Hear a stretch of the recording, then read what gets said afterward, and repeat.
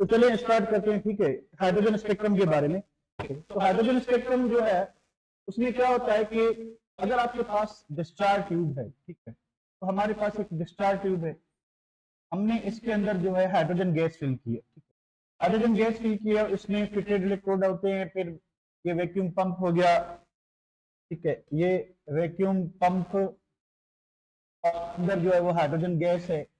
Hydrogen gas से हमने क्या किया कि इलेक्ट्रिक डिस्चार्ज दी इसको व्हाइल यूजिंग बैटरी। तो battery as a source of electric current, battery as a source of electric current, ठीक है। जैसे ही करंट देंगे तो यहाँ से ब्लू लाइट जो है, ब्लू कलर की लाइट जो है वो एब्जॉर्ब होगी डिस्चार्ज में।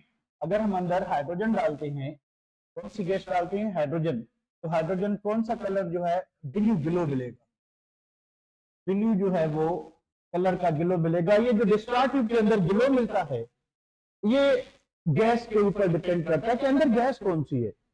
अगर अंदर हाइड्रोजन होगी तो आपको ब्लू कलर मिलेगा, अगर सोडियम होगा तो आपको येलो कलर मिलेगा। यानी अंदर जो ग्लो प्रोड्यूस होगा वो डिपेंड करता है कि रेजिडुअल गैस कौन सी है जो करंट पास करें। अब जैसे ही हम इस ग्लो को जो है प्रिज्म से पास करेंगे, ठीक है, तो ये ब्लू कलर की लाइट जैसे ही प्रिज्म से गुजरेगी, ठीक है, तो प्रिज्म हमें जो है डिस्टिंक्ट लाइंस देगा, ठीक है, हमें डिस्टिंक्ट लाइंस मिलेंगी। और इसकी जो दो कैरेक्टरिस्टिक लाइंस हैं वो हमें मिलती हैं कहाँ पे, ब्लू कलर। तो ब्लू और वायलेट कलर में लाइंस होती हैं जो हाइड्रोजन स्पेक्ट्रम का इशारा देती हैं। तो ऐसे ये आपको मिलेगा कैसे कि जब आप हाइड्रोजन को क्या करेंगे, या तो थर्मली हीट करें,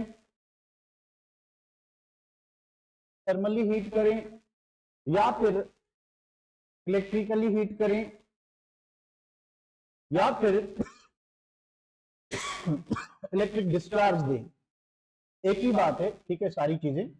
तो जब हम क्या करेंगे कि हाइड्रोजन एटम को जो है जैसे ही हम क्या करेंगे, इलेक्ट्रिकली हीट करेंगे, तो हाइड्रोजन के एटम जो हैं उसमें जो इलेक्ट्रॉन्स मौजूद हैं, अगर क्योंकि हमने गैस फिल की है, अब गैस का एक हाइड्रोजन एटम तो होगा नहीं, तो फर्स्ट ऑफ ऑल क्या होगा, जब आप इसको डिस्चार्ज होने हाइड्रोजन को हीट करते हो, तो first of all electric discharge से पहला काम ये होगा कि ये जो मॉलिक्यूलर हाइड्रोजन है ये एटॉमिक हाइड्रोजन में कन्वर्ट होगा, मॉलिक्यूलर हाइड्रोजन एटॉमिक हाइड्रोजन में कन्वर्ट होगा। अब ये जो हाइड्रोजन एटम है, ये जो हाइड्रोजन एटम है, ठीक है, इस हाइड्रोजन एटम में जब फर्दर एनर्जी ये एब्जॉर्ब करेंगे हाइड्रोजन एटम, तो इन हाइड्रोजन के जो इलेक्ट्रॉन्स हैं, पॉसिबल है एक एटम ऐसा है जिसका इलेक्ट्रॉन थोड़ी एनर्जी का प्रोटॉन एब्जॉर्ब करता है तो वो सेकंड शेल में जाएगा। एक हाइड्रोजन एटम है जिसका इलेक्ट्रॉन थोड़ी ज्यादा एनर्जी एब्जॉर्ब करता है तो वो डायरेक्टली थर्ड में जंप करेगा। इस तरह से यानी 3 4 5 6 7 8 9 10 12 पॉसिबिलिटीज हैं कि पॉसिबल इलेक्ट्रॉन पहले से दूसरे शेल में जंप करे, पॉसिबल है किसी हाइड्रोजन का इलेक्ट्रॉन जो है पहले शेल से तीसरे में जंप करे, पॉसिबल है कि किसी हाइड्रोजन एटम का इलेक्ट्रॉन पहले से लेके आखिरी शेल में जंप करे, और ये भी पॉसिबल है कि किसी हाइड्रोजन को इतनी एनर्जी मिल जाए कि वो आयनाइज हो जाए, इलेक्ट्रॉन जो है शेल छोड़ के निकल जाए। ये सारी पॉसिबिलिटीज हैं। तो होता क्या है कि नॉर्मली क्या होगा, एटॉमिक हाइड्रोजन, और उसके बाद जब फर्दर हम इलेक्ट्रिक डिस्चार्ज देंगे तो हाइड्रोजन एटम क्या हो जाएंगे, एक्साइटेड होने के बाद क्या होगी, डी एक्साइटेशन होगी। डी एक्साइटेशन में क्या होगा, डी एक्साइटेशन ये होगा कि इलेक्ट्रॉन किसी भी हायर एनर्जी स्टेट से लोअर एनर्जी स्टेट में क्या करेगा, जब यानी ये E2 है, तो इलेक्ट्रॉन क्या करेगा, जब किसी भी हायर एनर्जी स्टेट से लोअर एनर्जी स्टेट में जंप करेगा तो ये रेडिएशन खारिज करेगा। ये रेडिएशन हमें जो है तो स्पेक्ट्रम में रिकॉर्ड होकर मिलेंगे, ठीक है। तो हाइड्रोजन स्पेक्ट्रम में क्या क्या मिलता है, हाइड्रोजन स्पेक्ट्रम को फर्स्ट ऑफ ऑल अगर हिस्टोरिकली देखें तो बाल्मर ने इंट्रोड्यूस किया था।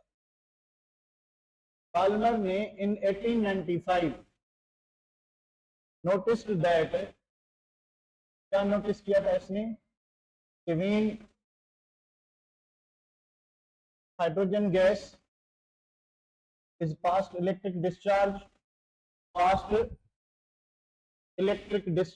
कि जब हाइड्रोजन से इलेक्ट्रिक डिस्चार्ज पास करेंगे तो क्या होगा, कि we get spectral lines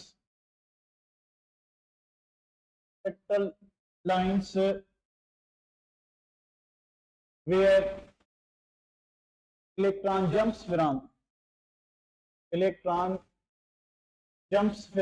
कहां से, from higher shell. Balmer series में क्या होगा, टू लोअर शेल जिसका principal quantum number n is equal to क्या होना चाहिए, 2 होना चाहिए। तो बाल्मर ने हिस्टोरिकली, ठीक है, बाल्मर ने हिस्टोरिकली पहले ये नोटिस किया था कि जब हम हाइड्रोजन गैस से इलेक्ट्रिक डिस्चार्ज पास करते हैं इन डिस्चार्ज ट्यूब, तो हाइड्रोजन एटम पहले मॉलिक्यूलर एटॉमिक में कन्वर्ट होगा, फिर क्या होगा कि atomic hydrogen further energy absorb करके एक्साइटेड होगा। जब डी एक्साइटेशन होगी, ठीक है, तो इलेक्ट्रॉन जो है किसी भी अपर शेल से जब इलेक्ट्रॉन आएगा सेकंड शेल में, यानी अगर हमारा ये E1 है, ये E2 है, ये E3 है, E4 है, E5 है, E6 है, E7 है या E इंफिनिटी है, तो कहां से भी इलेक्ट्रॉन जो है कहां जंप करे, सेकंड शेल में। तो हमें इन एवरी ट्रांजिशन हमें क्या मिलेगा, एक स्पेक्ट्रल लाइन मिलेगी, यानी इस ट्रांजिशन में फ्रॉम E6 टू E2 एक फोटॉन रिलीज होगा, इस ट्रांजिशन में E5 टू E2 एक फोटॉन रिलीज होगा, और ये जो E5 E4 टू ट्रांजिशन में एक फोटॉन रिलीज होगा, E3 से रिलीज होगा, E3 से E2 में रिलीज होगा। तो हमें डिफरेंट कलर के जो है फोटॉन मिलेंगे, और सारे के सारे बाल्मर ने नोट किया था, ठीक है, क्या नोट किया था कि बाल्मर को जो N1 है, N1 क्या होता है कि लोअर शेल इन विच जिसमें इलेक्ट्रॉन जंप करेगा, in which electron jumps from higher shell,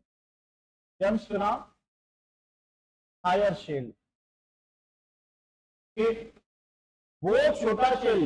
Balmer series में क्या हो रहा था कि इलेक्ट्रॉन पहले में नहीं आ रहा था, इलेक्ट्रॉन जो है वो सीधा किधर आ रहा था, इलेक्ट्रॉन सीधा जो है आपका सेकंड शेल में आ रहा था, क्या आ रहा था बेटा, सेकंड शेल में आ रहा था, ठीक है बेटा।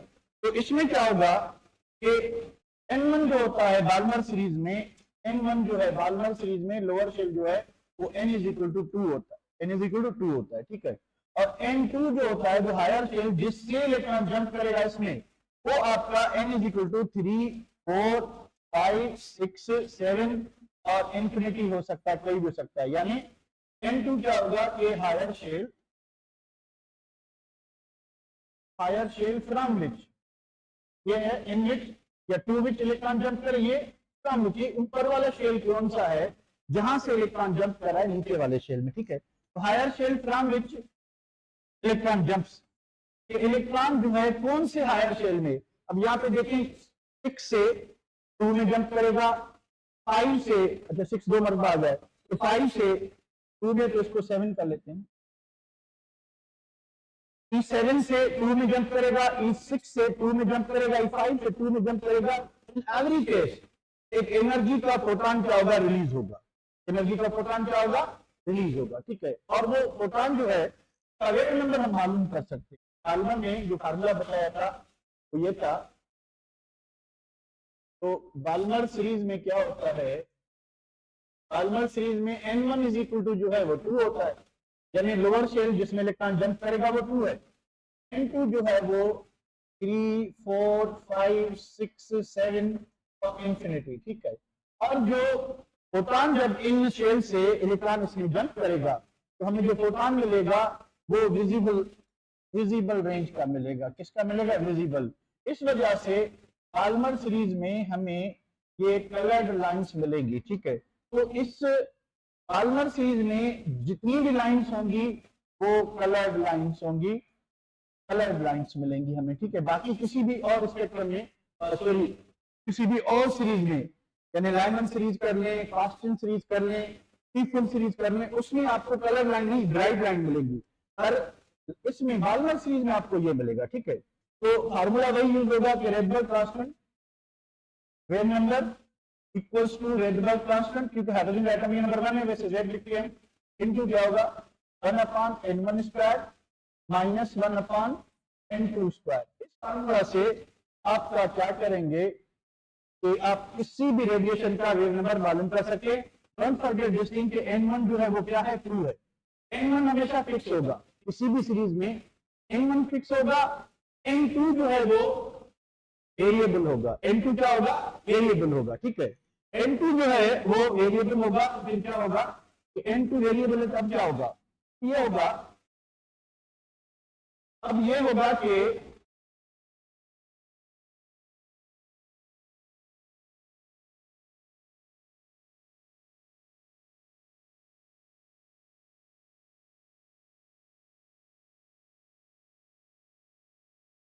लेट मी चेक, चलो चलो,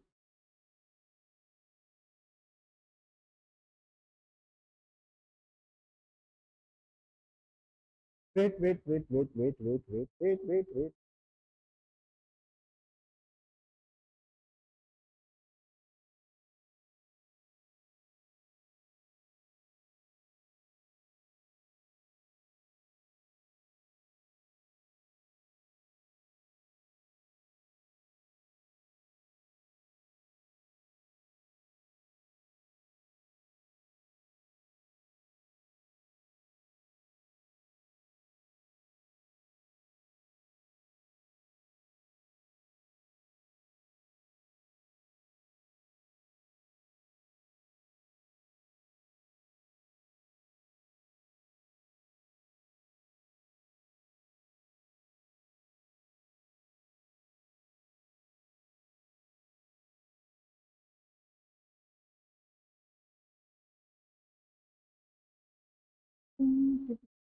चलो अब सही है, अब सही है, थोड़ा बढ़ाया नहीं, चलो चलो ठीक है, मुझे आगे बढ़ने दे, ठीक है। अब क्या होगा, अब ये हुआ कि ये जो वेव नंबर है इसका n इक्वल टू होगा, और n2 होगा कि जो शेप जिसमें इलेक्ट्रॉन क्या करेगा, जंप करेगा। n2 वो शेप जहां से जंप करेगा, n2 वेरिएबल होता है, ठीक है, ये 3 हो सकता है पर इससे ज्यादा होगा n1 से, 4 5 6 7 8 वगैरह वगैरह वगैरह वगैरह होगा। Sound was already clear, okay okay. तो बाकी इनको क्यों मसला हो रहा है, तो आपके पास सही है, तो एक दो स्टूडेंट के पास क्यों मसला हो रहा है साउंड का, बाईस का इसमें जल्दी बताएंगे, थोड़ा और बढ़ा लेता हूं मैं, और बढ़ा लेता हूं, वेट वेट अ बिट।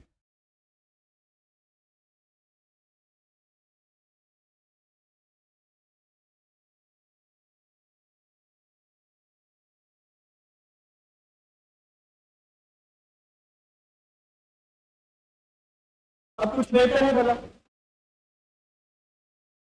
ये तो मैं रिकॉर्डिंग में बढ़ा रहा हूँ, एक सेकंड आपका उधर से बढ़ाता हूँ ना, इस साइड से,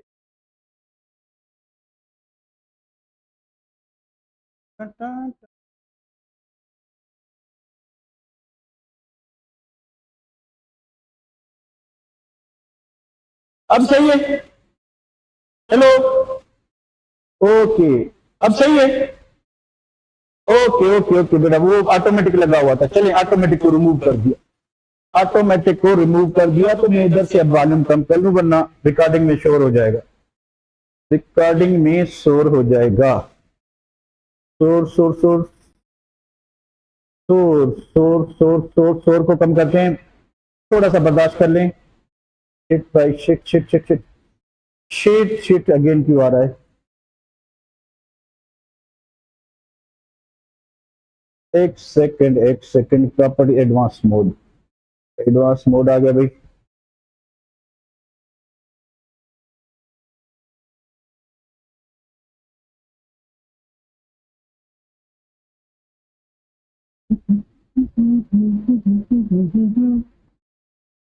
चलो बेटा लेट्स स्टार्ट, ठीक है।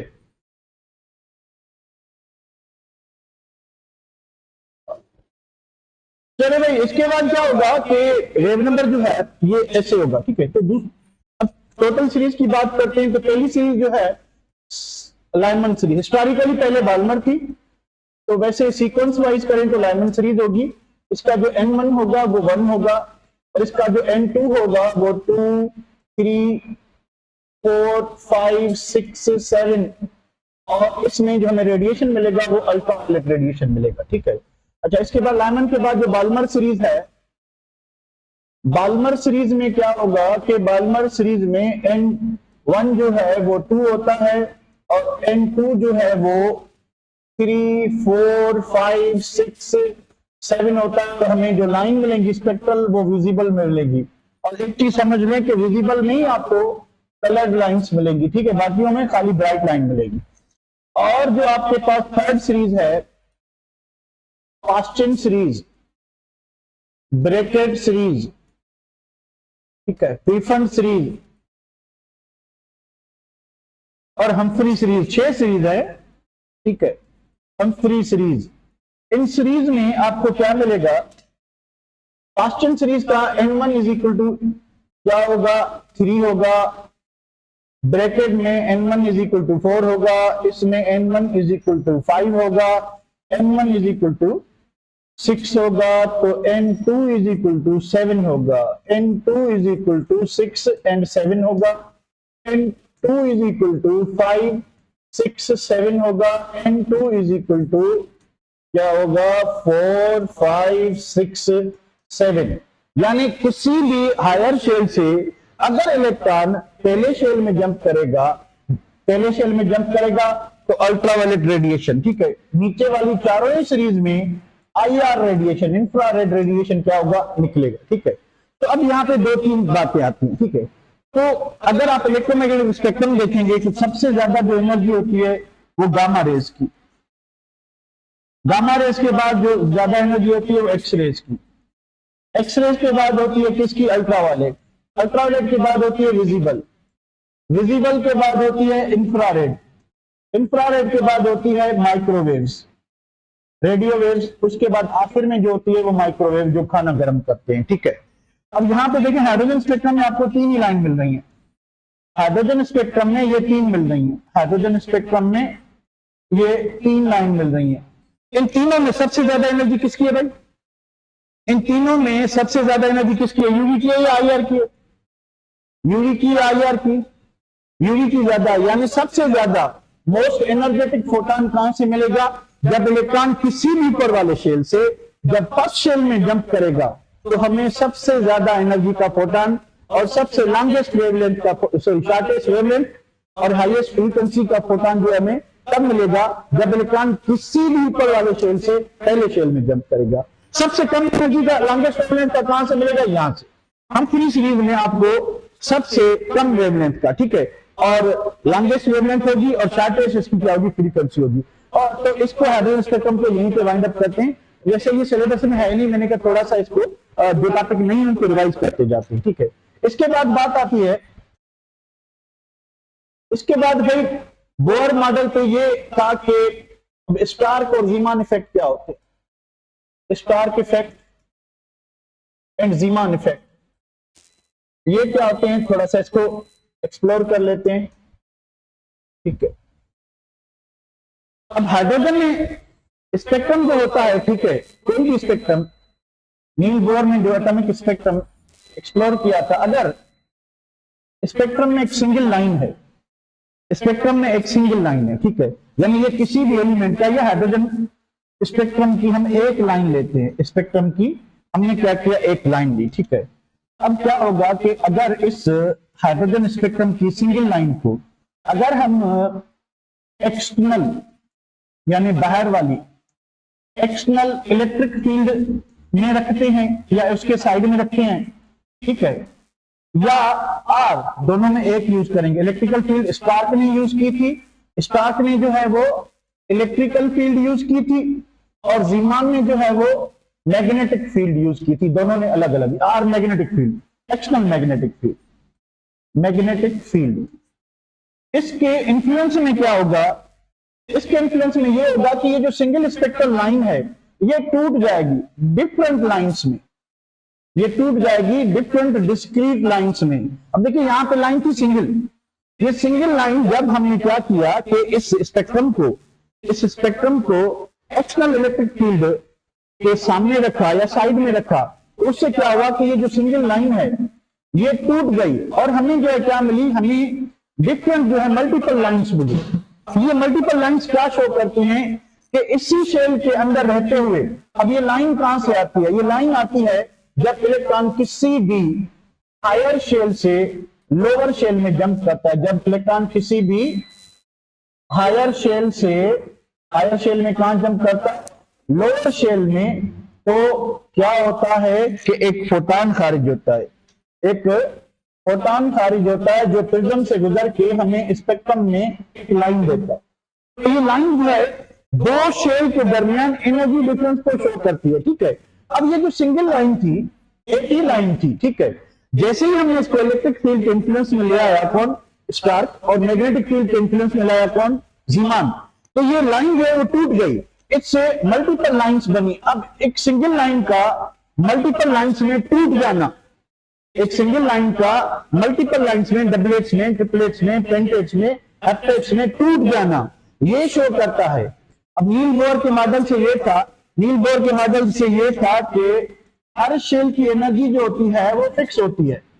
यानी अगर इलेक्ट्रॉन जो है वो पहले शेल में है, इलेक्ट्रॉन दूसरे में है, तीसरे में है, चौथे में है, तो हर शेल में इलेक्ट्रॉन जो है उसकी एनर्जी क्या होगी, फिक्स होगी।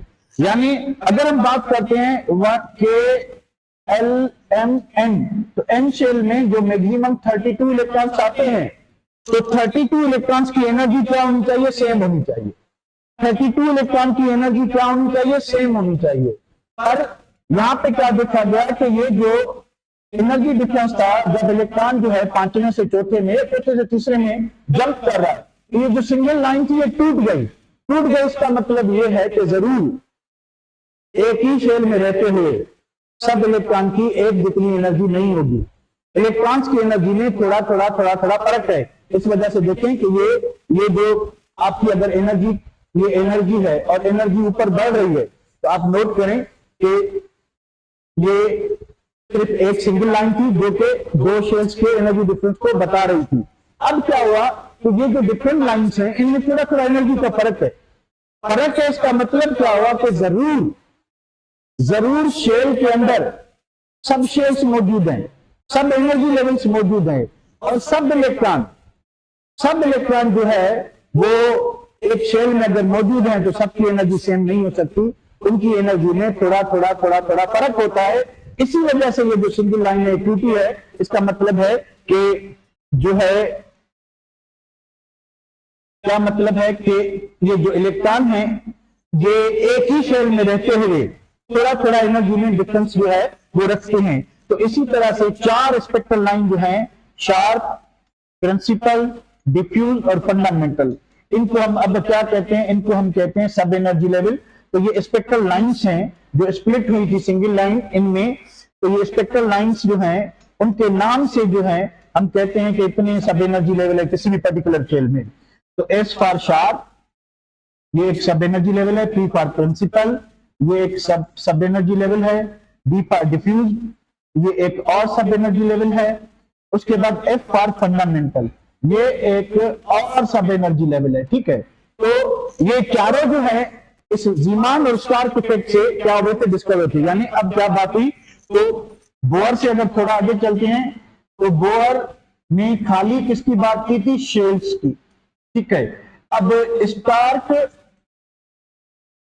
एंड जीमान, इनके वर्क ने क्या प्रूव किया कि इलेक्ट्रॉन में सब शेल्स होते हैं, सब एनर्जी लेवल्स होते हैं, और टोटल 4 सब एनर्जी। अब देखिए शेल जो आपके एटम में 7 पॉसिबल नहीं, वैसे तो इंप्लाइड है, पर जिसमें इलेक्ट्रॉन मिलते हैं वो टोटल 7 हैं, और सब एनर्जी लेवल 4 ही हैं, सब एनर्जी लेवल 4 ही हैं। इधर एक क्वेश्चन आता है, एक सिंपल सा क्वेश्चन आपसे पूछता हूं,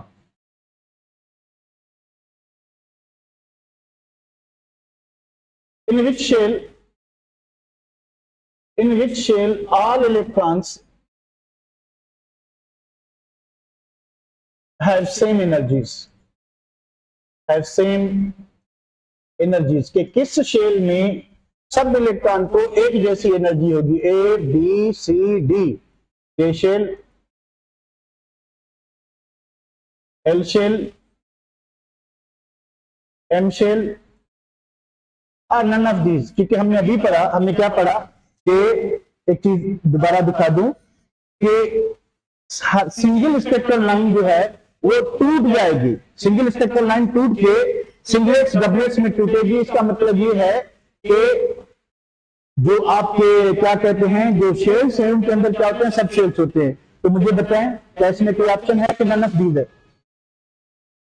इज देयर एनी ऑप्शन और नन ऑफ दीज? देखिए के शेल में एक ही सब शेल होता है, एस सब शेल, इसमें दो सब शेल नहीं होते, इसमें दो सब शेल नहीं होते, इस वजह से ये आंसर होगा ए।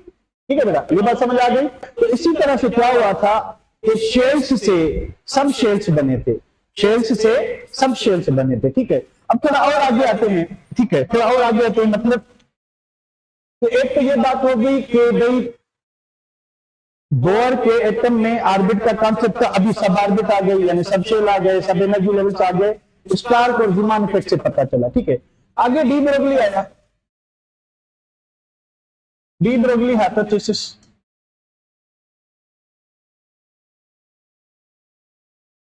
अब ये बात है कहां की, 1926 या 27 की है। ठीक है, डी ब्रोगली कहता है कि एवरी सबस्टेंस, इसका ये मानना है कि every substance is associated with wave character.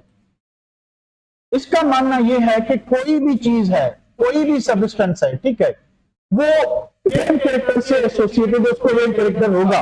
According to his mathematical equation lambda is equal to h over momentum, h over momentum. ठीक है, तो अगर आप समझते हैं कि v इज द वेलोसिटी, तो यहाँ पे आप c यूज कर सकते हैं, तो mc भी हो सकता है, वेलोसिटी ऑफ लाइट हो सकता है। ठीक है, तो आपका किसी भी सबस्टेंस का जो वेवलेंथ होगा, ठीक है, अब आपको दूसरी इक्वेशन से पता है कि frequency is equal to c upon lambda, तो लैम्डा इज इक्वल टू क्या हो सकता है, lambda is equal to c velocity of light upon frequency हो सकता है, अपॉन फ्रीक्वेंसी हो सकता है। ठीक है, तो ये इक्वेशन एक दूसरे में क्या होती है कि इंटरचेंज होंगी। ठीक है, तो डी ब्रोगली ने ये कहा था कि हर सबस्टेंस को वेव कैरेक्टर होता है। अब इसकी जो पहली इक्वेशन है उसको जरा गौर से देखें, ये जो लैम्डा है इसको आप वेवलेंथ कहें या वेव कैरेक्टर कहें, इसने जो नाम दिया था वो वेव कैरेक्टर का नाम दिया था।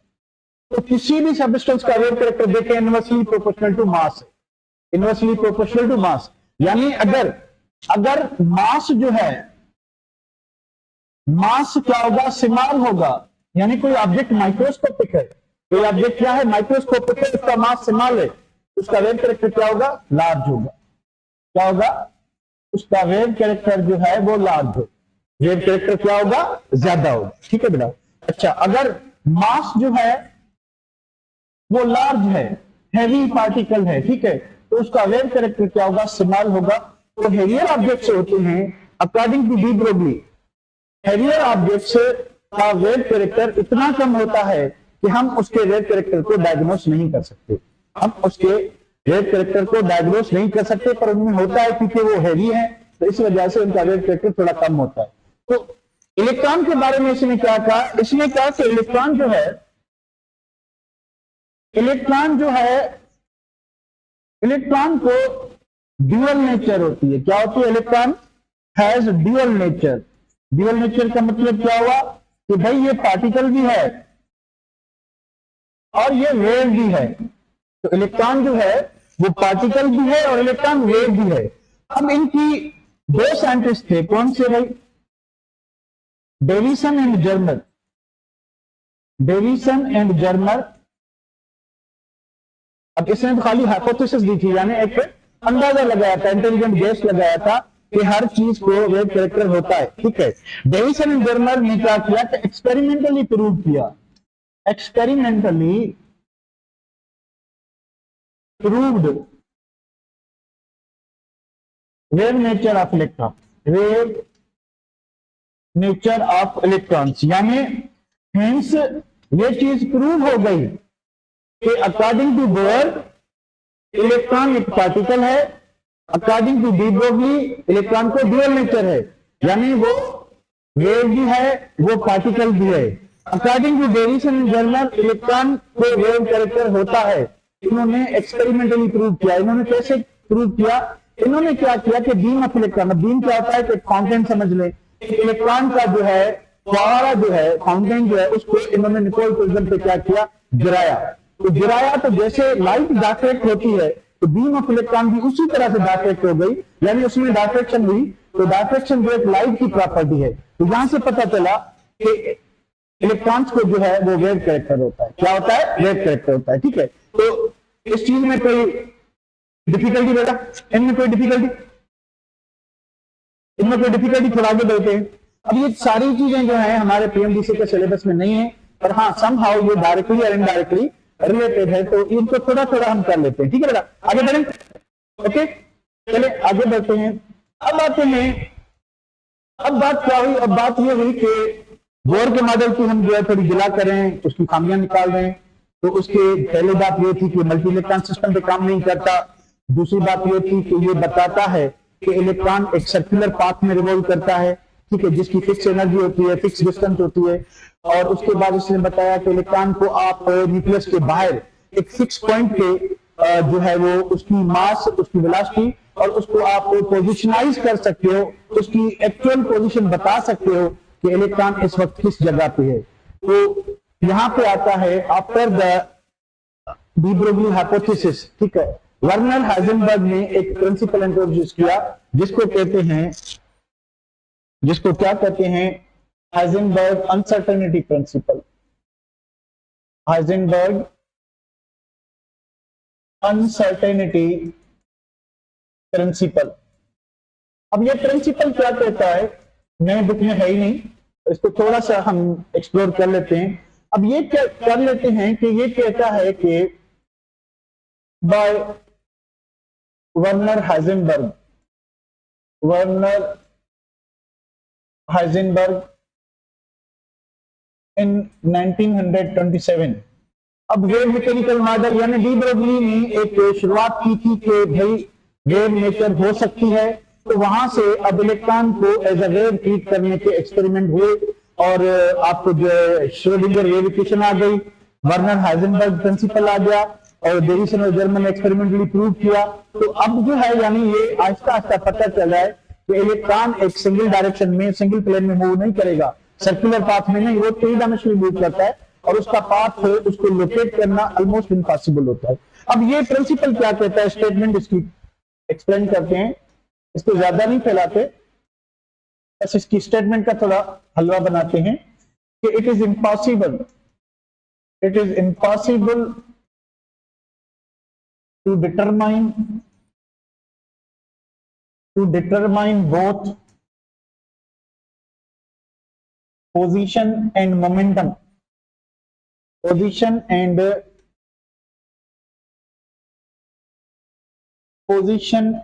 momentum of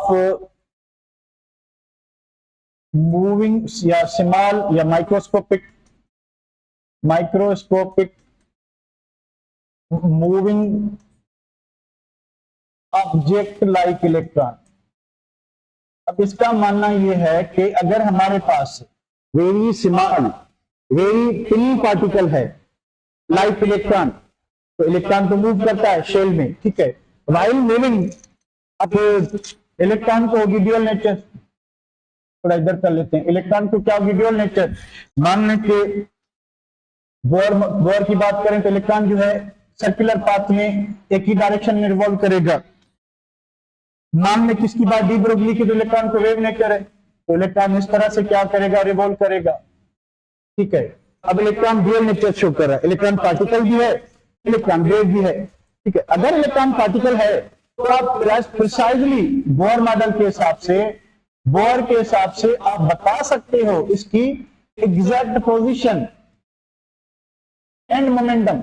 अब इलेक्ट्रॉन की अगर आपको पोजीशन का पता है, फॉर एग्जांपल आपका इलेक्ट्रॉन जो पहले शेल में है, इलेक्ट्रॉन के किस शेल में, पहले में, ठीक है, तो पहले शेल में आपको पता है कि इलेक्ट्रॉन की जो पोजीशन होगी वो क्या होगी, 0.529 एंगस्ट्रॉम, 0.529 एंगस्ट्रॉम होगी। मास ऑफ इलेक्ट्रॉन का आपको पता है, वी का फार्मूला मैंने आपको दिया हुआ था कि वी वेलोसिटी आप मालूम कर सकते हो, ठीक है, तो वेलोसिटी का भी पता आपको, मास का भी पता, उसकी पोजीशन का भी पता है। तो अगर इलेक्ट्रॉन पार्टिकल है तो आप उसकी पोजीशन, एग्जैक्ट पोजीशन और मोमेंटम एक ही वक्त मालूम कर सकते हैं। पर अगर इलेक्ट्रॉन वेव है तो वेव में तो उसका डिस्टेंस फिक्स नहीं है, कभी वो क्रेस्ट पे है, कभी वो ट्रफ पे है, कभी in between trough and crest है। तो ये डिस्टेंस क्या कर रहा है, डिस्टेंस क्या कर रहा है, वेरी कर रहा है। तो हाइजेनबर्ग अनसर्टेनिटी प्रिंसिपल के हिसाब से हम माइक्रोस्कोपिक ऑब्जेक्ट की एग्जैक्ट पोजीशन, इलेक्ट्रॉन की जो है वो एग्जैक्ट पोजीशन जो है, इलेक्ट्रॉन की एग्जैक्ट पोजीशन नहीं बता सकते कि इलेक्ट्रॉन कहां लोकेट करता है। इलेक्ट्रॉन की exact position due to its wave character हम नहीं बता सकते। अब इसमें दो बातें ये कर रहा है कि हम एक ही वक्त नहीं बता सकते।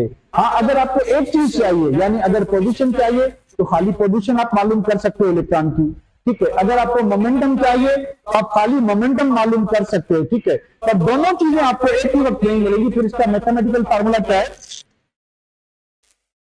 Delta P into delta X is equal to H upon 4 पाई।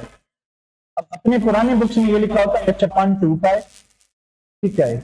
और किसी बुक में एच कट अपॉन 2 पाई, ये बात सही है, ठीक है। पर एक्चुअली ये होगा, ठीक है। इसका एक फार्मूला को थोड़ा सा एक्सप्लोर करें अगर, तो ये है अनसर्टेनिटी इन मोमेंटम, कि हम अगर इलेक्ट्रॉन को की मोमेंटम मालूम करना चाहते हैं, ठीक है, इलेक्ट्रॉन का, तो उसमें अनसर्टेनिटी क्या आ रही है, और ये क्या है, अनसर्टेनिटी इन पोजीशन, अनसर्टेनिटी इन पोजीशन, ठीक है, अनसर्टेनिटी इन पोजीशन।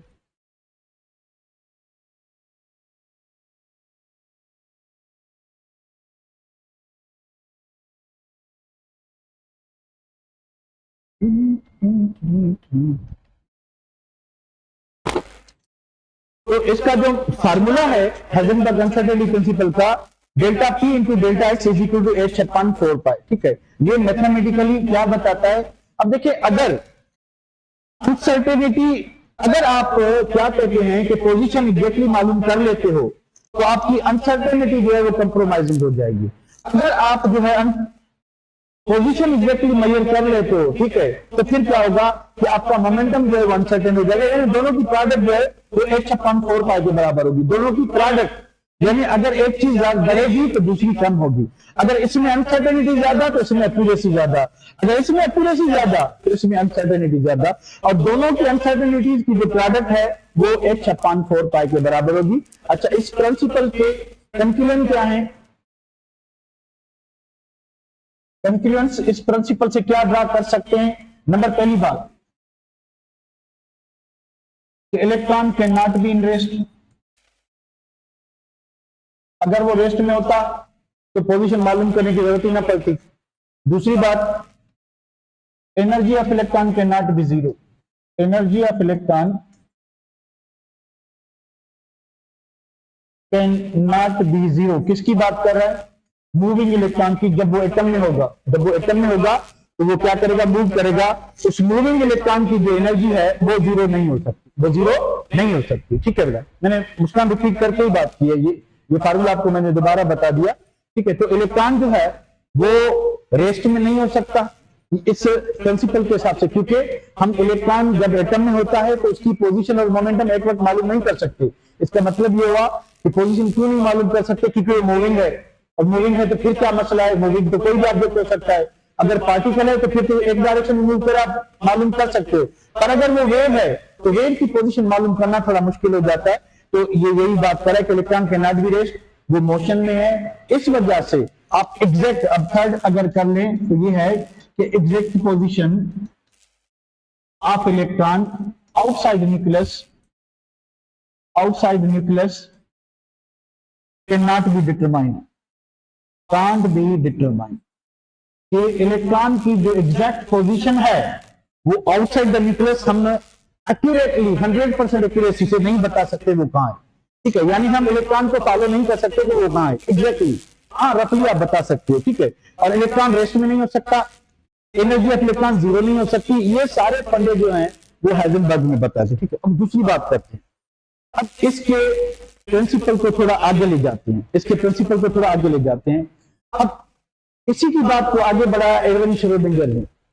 श्रोडिंगर ने इसी की बात को आगे बढ़ाया कि हाँ ये बिल्कुल हाइजेनबर्ग की बात सही है कि हम 100% एक्यूरेसी से नहीं बता सकते कि न्यूक्लियस के बाहर आपको इलेक्ट्रॉन कहां मिलेगा, न्यूक्लियस के बाहर आपको इलेक्ट्रॉन कहां मिलेगा। हाइजेनबर्ग सही बता रहा है, 100% एक्यूरेसी से हम नहीं बता सकते। हाँ मगर अल्दो एरविन श्रोडिंगर कह रहा है कि हाँ न्यूक्लियस के बाहर एक 3 डायमेंशनल स्पेस होता है या 3 डायमेंशनल स्पेसेस होती हैं जहां पे इलेक्ट्रॉन मिलने के मैक्सिमम चांसेस होते हैं। उसको क्या कहते हैं, जहां पे इलेक्ट्रॉन मिलने के मैक्सिमम चांसेस होते हैं उसको क्या कहते हैं, है कोई बताने वाला? नहीं, ऑर्बिट नहीं, ऑर्बिटल कहते हैं। क्या कहते हैं? ऑर्बिटल कहते हैं, नॉट ऑर्बिट। ऑर्बिटल बेटा, ऑर्बिट तो बोर ने बात की थी ना, क्या कहते हैं इसको? ऑर्बिटल। तो इसी की बात को आगे बढ़ाया हाइजेनबर्ग कि हाँ इसने क्या किया, इसने एक कमजोरी बताई। किसकी? इसने कमजोरी बताई बोर्स मॉडल की। बोर्स के मॉडल के हिसाब से इलेक्ट्रॉन एक पार्टिकल है, इलेक्ट्रॉन की एग्जैक्ट पोजीशन और मोमेंटम हम किसी वक्त भी मालूम कर सकते हैं विथ 100% एक्यूरेसी। इसने बताया कि इलेक्ट्रॉन भैया वेव है, तो वेव को आप एग्जैक्टली 100% कभी भी लोकेट नहीं कर सकते, ठीक है। तो एरविन श्रोडिंगर ने बताया कि हाँ भाई आपकी बात सही है, हम 100% यकीन से नहीं कर सकते, पर हाँ हम एक प्रोबेबिलिटी है 95% टू 98% चांस होता है कि इलेक्ट्रॉन न्यूक्लियस के बाहर एक जगह पे मिल सकता है। एक 3 डायमेंशनल स्पेस है, उस 3 डायमेंशनल स्पेस का नाम दिया गया ऑर्बिटल। तो what is an orbital? Orbital is 3 dimensional space. अब बोर ने क्या कहा था? बोर ने कहा था कि इलेक्ट्रॉन एक ही प्लेन पे वाइब्रेट करता है या रिवॉल्व करता है, सिंगल प्लेन पे, इस वजह से वो एक ही पोजीशन पे रहेगा। और ये क्या कहता है आपका एरविन श्रोडिंगर कि इलेक्ट्रॉन जो है वो 3 डायमेंशनली जो है मूव करता है। तो आप उसको एक जगह पे नहीं, हाँ एक 3 डायमेंशनल रीजन होता है जहां पे आपको इलेक्ट्रॉन मिल सकता है, उस रीजन का नाम है क्या? ऑर्बिटल। उसका क्या नाम है? ऑर्बिटल, ठीक है। So, according to Erwin Schrödinger,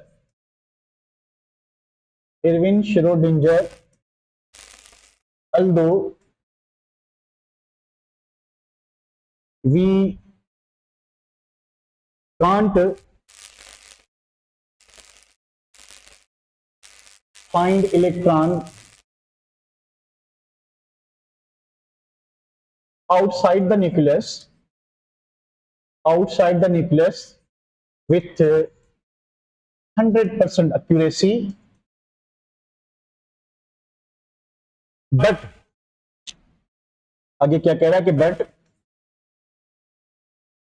there are 3-dimensional spaces around nucleus या 3-dimensional space around nucleus where there is maximum। अब कुछ बुक जो है इसको 100% लिखते हैं पर 100% नहीं होता, ठीक है।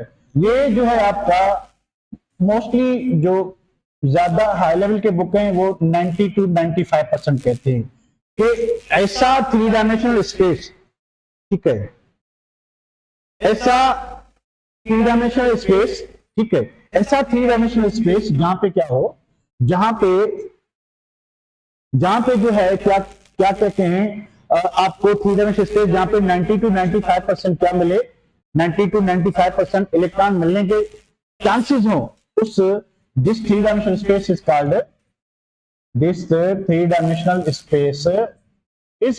एन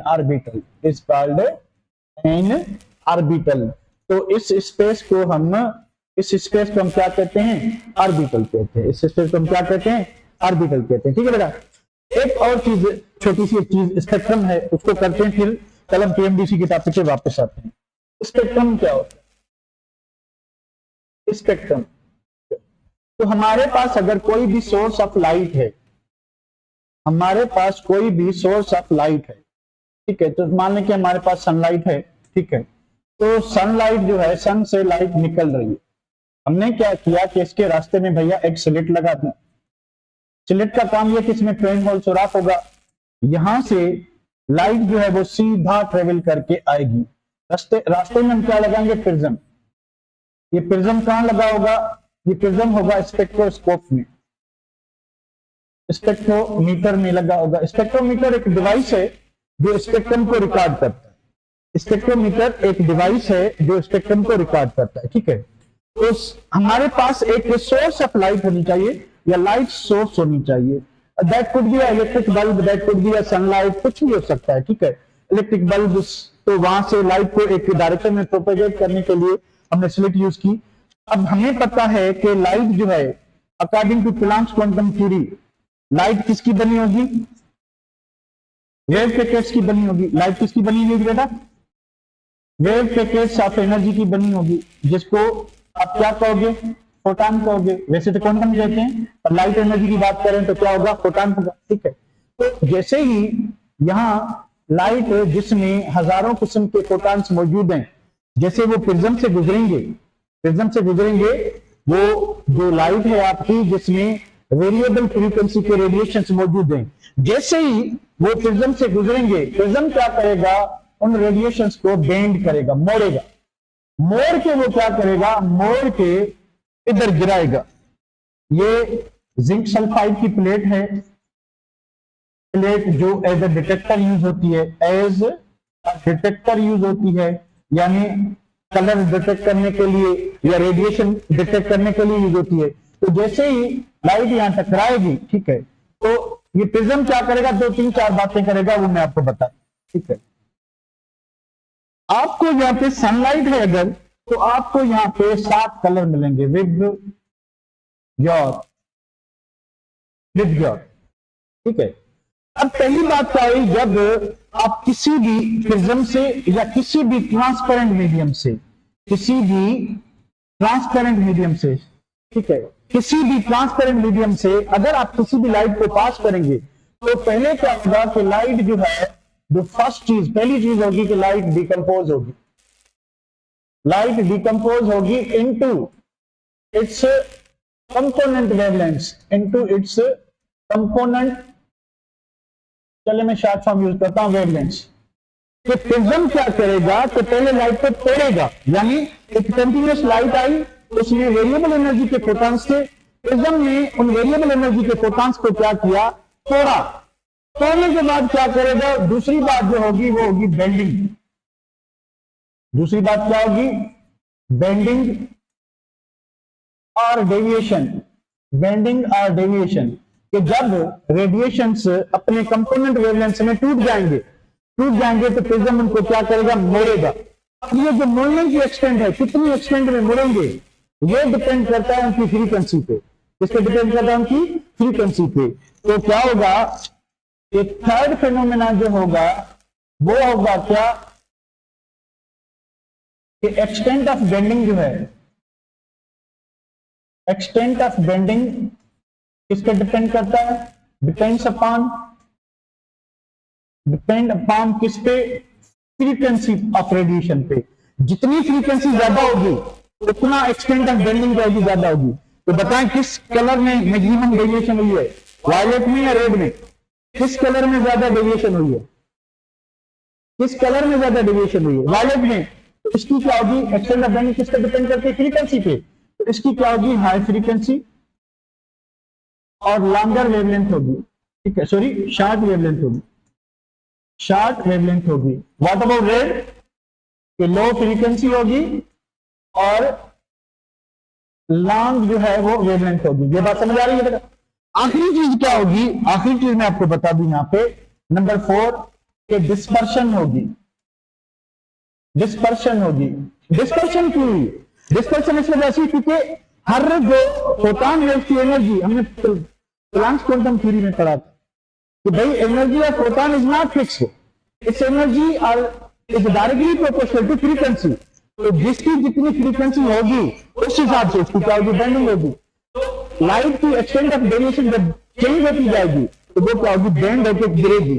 अब यहां पे हमें जो रिकॉर्ड मिला ये वाला, इस रिकॉर्ड को हम कहते हैं स्पेक्ट्रम। इस रिकॉर्ड को हम क्या कहते हैं, स्पेक्ट्रम। यानी ये जो हमें बैंड मिला है 7 कलर्स का, यहाँ पे सनलाइट की केस में आपको 7 कलर मिलेंगे, हर जगह पे आपको 7 कलर नहीं मिलेंगे। इसको, इस रिकॉर्ड को हम क्या कहते हैं? स्पेक्ट्रम कहते हैं। इस रिकॉर्ड को हम क्या कहते हैं? स्पेक्ट्रम कहते हैं। तो इसी को आज ही वाइंड अप करते हैं। तो थोड़ा कल मैं इसकी टाइप्स आपको बता दूंगा, तो लाइन स्पेक्ट्रम और कंटिन्यूअस स्पेक्ट्रम और डिसकंटिन्यूअस स्पेक्ट्रम और इमिशन स्पेक्ट्रम, एब्जॉर्प्शन स्पेक्ट्रम, और कल एक्सरेज को थोड़ा डिस्कस करके हम सीधा एनर्जी लेवल्स पे चले जाएंगे। ठीक है बेटा, चलिए इसको मैं सेव करता हूं। अभी आप इंग्लिश का पीरियड ले, मैं इसको सेव करता हूं।